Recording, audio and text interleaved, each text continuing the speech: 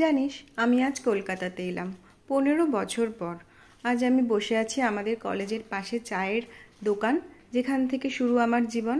তুই পাল্টেছিলি অবশ্যই, তখন কত বোকা বোকা ছিলাম বল। আজ জানিস, অনেক দিন পরে রাস্তার ধারে বসে চা খাচ্ছি। মনে পড়ে গেল সেই কলেজের দিনগুলো, ইউনিয়ন রুমের আড্ডা, কলেজের বাইরে চায়ের সাথে লুকিয়ে সিগারেট খাওয়া, 6জন মিলে কত আড্ডা, কত গল্প। আজ আর কিছুই নেই, সব কীরকম শূন্য, ফাঁকা। সব কেমন পাল্টে গেল খুব তাড়াতাড়ি। কলেজের ক্লাসরুমে তোকে প্রথম দেখা, প্রথম প্রেমে পড়ার মুহূর্ত মনে আছে তোর? আমি তোর হাত ধরেছিলাম, তুই কীরকমভাবে আমায় দেখেছিলি আমার এখনও মনে আছে। তোর সেই তাকানোটা তুই হয়তো ভুলে গেছিস, ভোলাটাই স্বাভাবিক।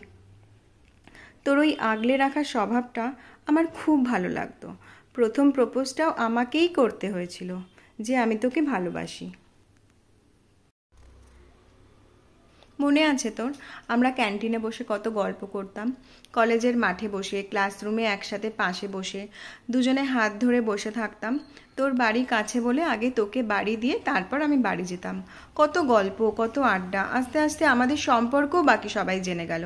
তুই তখন বেশি ইউনিয়ন রুমেই থাকতিস, নাহলে এই চায়ের দোকানে বসে জুনিয়রদের হেল্প করতিস। আমি দূর থেকে দেখতাম তোকে, হাতে সিগারেট, পায়ের ওপর পা তুলে প্রবলেম সলভ করছিস সবার।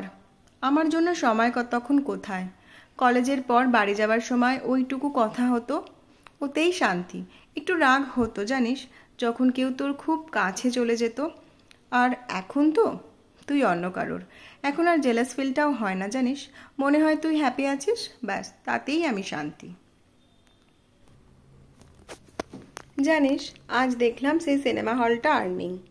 আমরা কত সিনেমা দেখেছিলাম বল ওই হলটাতে। তোর কাঁধে মাথা রেখে, হাত চেপে ধরে, তুই শুধু আমার, এইভাবে সারাটা জীবন কাটাবো ভাবতাম। তখন সত্যিই খুব বোকা ছিলাম রে আমি, বুঝিনি তোর মনে কি চলছিল। তোর প্রফিট অ্যান্ড লসের লাইফ, নিজেকে গোছাতে হবে, আমার জন্য আর ভাবার সময় নেই তখন তোর। যখন তোর বাবা মারা গেল, তখন সারা রাত আমি ফোনে ছিলাম তোর পাশে থাকবো বলে। তুই তখনও বুঝিসনি।